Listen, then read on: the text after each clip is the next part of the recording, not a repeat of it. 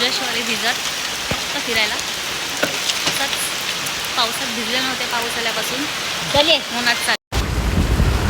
थोडा थोडा रस्ता बनतोय, पण पुढे जी बस चालली ना खूप घाण दूर सोडते. बनतोय म्हणजे हा रस्ता तर बनलाच नाही, मधला कुठला.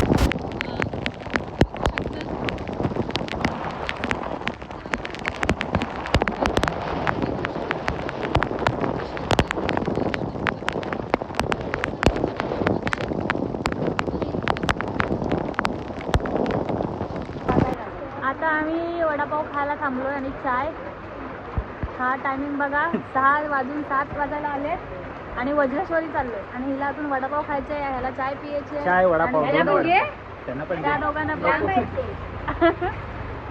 वडापाव खायला थांबलो आणि सगळ्यांना 2-2 वडापाव. आता चाय घ्यायला बसलोय. आम्ही हर वेळेस इकडे येतो, वॉटरफॉलला वगैरे जातो, तेव्हा आम्ही इथे वडापाव आणि चायचेच घेतो. म्हणजे वज्रेश्वरी तर आमच्या पावसातून होतेच एकदा, आणि ते हा काकींच्या इथे थांबायचं. वडापाव वगैरे छान असतं. चहा घेतो मस्त गरम गरम कटिंग. आवाज येईल की नाही माहिती नाही, काका पाऊस भरपूर चाललाय.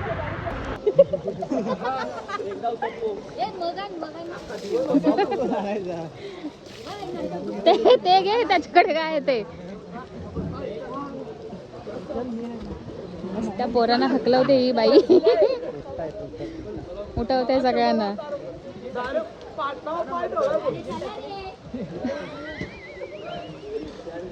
हकलवते त्यांना डायरेक्ट. घे तुला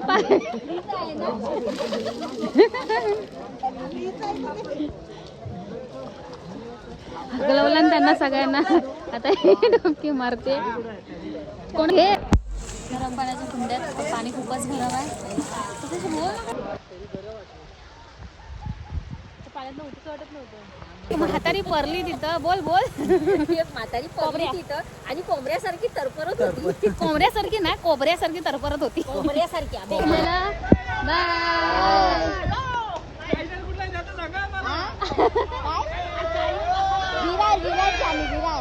चाललो आता घराकडे, निघालोय आता.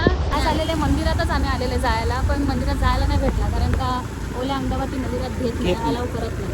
भिजलेले अंग असतं पूर्ण, कपडे ओले ओले, मंदिर पण ओले होऊन जातं. ही बाई काय घोडा दाखवते काय माहिती, कोबऱ्यासारखी. आज आली दिसतंय का तुम्हाला? नाही दिसायचं. मंदिर आहे, पावसाचे थेंब पडले तर ब्लर दिसते.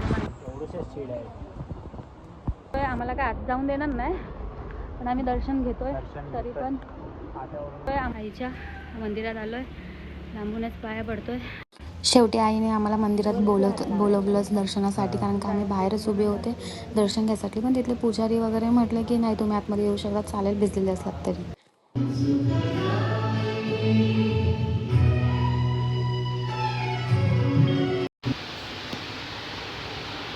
हे दोघं आता खेळतायत इतक्या रात्री.